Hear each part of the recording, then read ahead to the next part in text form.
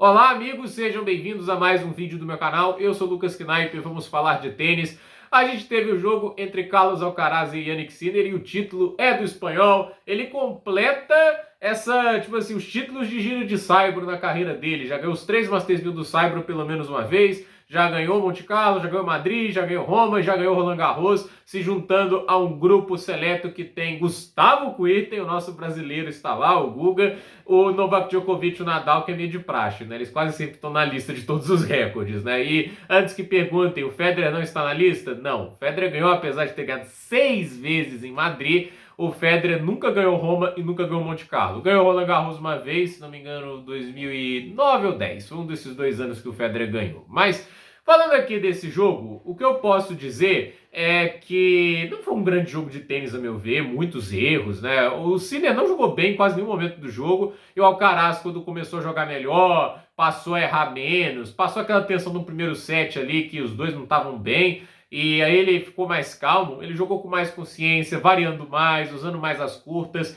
e aí naquele negócio, o Sinner não soube em nenhum momento mudar ou variar o jogo dele, e perdeu. E eu acho um pouco engraçado, né? O Jannik Sinner contra o Alcaraz, ele não consegue pensar de outra maneira senão atacar como se não houvesse amanhã. Porque contra o Tommy Paul, ele levou um 6-1 na cabeça e a estratégia dele para conseguir virar o jogo foi o quê? Jogar um pouco mais devagar, porque na pancadaria não estava dando certo. Ele estava dando a pancadaria, o Tommy Paul contra-atacava e aquele negócio. O Paul estava usando a velocidade do jogo do Sinner a seu favor. Quando o Sinner esperou o momento certo para atacar, o que aconteceu? Ele virou o jogo. E a questão é, contra o Alcaraz ele não faz isso, né? E não é porque não funciona, sinceramente. É assim, o Alcaraz sofreu nesse torneio. O cara em Khachanov joga assim. O Khachanov é um cara que aguenta a pancadaria e espera o momento certo para atacar. E olha como o jogo foi. 7-5 do terceiro set, se não me engano. Então, assim, o jogo foi duro. O jogo foi muito mais complicado que esse, né? E o Sinner tá ali tentando arrumar um winner de qualquer jeito.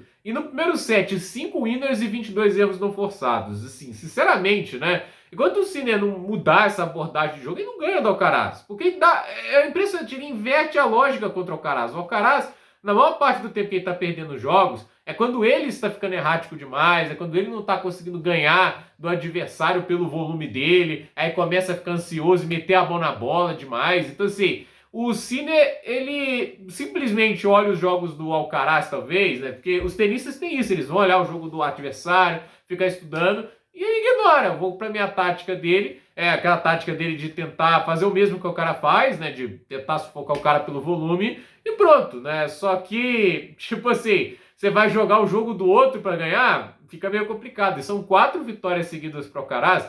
E é engraçado pensar isso, né? Agora o confronto direto tá 7-4 para o Alcaraz. E começou a virar esse confronto direto quando? Quando o Sinner virou número 1. O Sinner vira número 1, ele automaticamente começa a perder todos os jogos para o Carlos Alcaraz.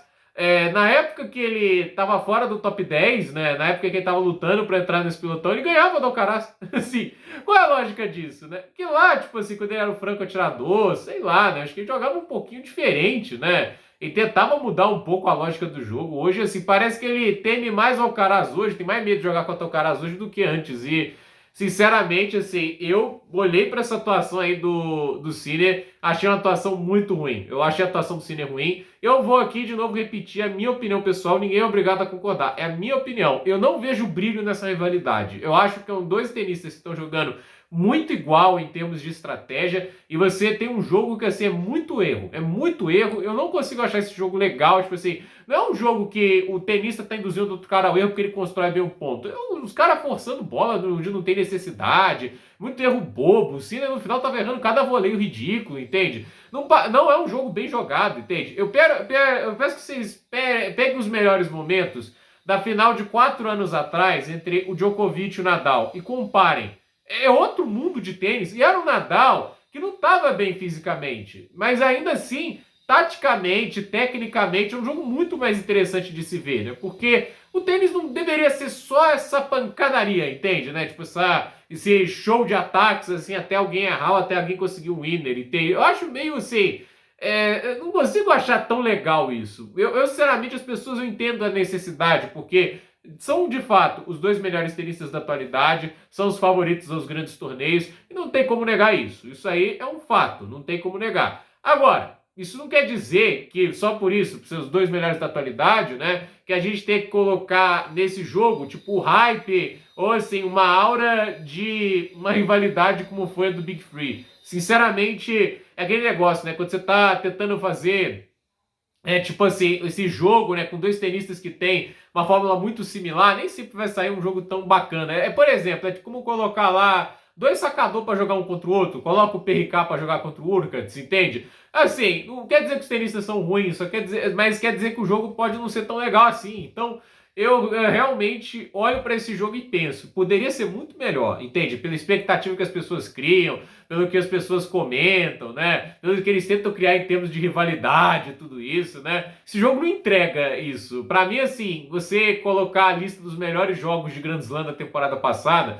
o Alcaraz e o Sinner se enfrentaram em Roland Garros, pelo que eu me lembro. Eu não me lembro agora dos outros Grand Slams, eu acredito que só se enfrentaram lá, né? Aquele jogo não chega nem no top 10 das melhores partidas de Slam da temporada passada. Inclusive, os jogos do Sinner contra o Medvedev nos Grand Slams, mesmo que o resultado tenha sido 3 vitórias para o Sinner, né? Foram muito. Não, 2, né? O Medvedev ganhou o Wimbledon, né? Aqueles jogos eram bem mais interessantes só pelo fato do Medvedev jogar diferente e obrigar o Sinner também a jogar um pouco diferente, de deixar o jogo um pouco mais tático, estratégico, entende? Óbvio que do jeito que o Medvedev tá jogando agora, não deve sair um jogo tão bom assim, mas a verdade é que, assim, o jogo de hoje, sinceramente, o primeiro set foi terrível, assim, de nível de tênis, muitos erros. Alguns pontos, obviamente, vão ser bons, que são tenistas muito bons, mas, assim, é um ponto ou outro, mas, assim, a maior parte do tempo só erro. O segundo set dá um mérito ao Alcaraz, jogou demais, entendeu o que tinha que fazer, buscou mais variações, soube esperar o momento, ele estava conseguindo jogar com mais solidez, apressou menos as jogadas e fez um 6-1, entende? Foi muito nisso, soube esperar o momento mais. O Alcaraz teve aquilo que raramente ele tem conseguido ter nesses momentos de tensão, a paciência,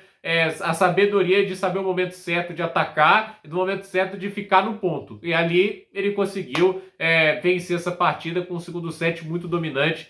Mas fato é que assim, o Sinner precisa urgentemente mudar a abordagem desse jogo. Não é possível que um tenista, que assim, com todos os méritos que ele tem, é o número um, é indiscutível que ele seja hoje o primeiro lugar porque ele é o mais consistente, mas assim, é muito inacreditável o cara que perde esses jogos pro Alcaraz, 3 jogos ano passado, só ganhou uma exibição, e perdeu 3 jogos pro Alcaraz e não mudou nada na abordagem dele. A mesma estratégia e é aquele negócio, você não pode esperar ter farinha, cenoura, fazer o bolo e achar que vai sair broa de fubá. Você tá fazendo bolo de cenoura, entende? E, inclusive, né, o apelido dele é cenoura, mas, assim, o fato é que, assim, não dá, né? Tipo, não pode esperar resultados diferentes fazendo a mesma coisa. Pra mim, o Sinner, taticamente contra o Alcaraz, completamente perdido. Nossa, Deus, é completamente perdido, não tem a menor ideia do que faz em quadra, não sabe onde força o jogo, é só tentando achar um winner ali do nada, e aí faz esse jogo feio, né? Tipo assim, impressionante. Todos os jogos que o Sinner tinha feito até agora nessa campanha,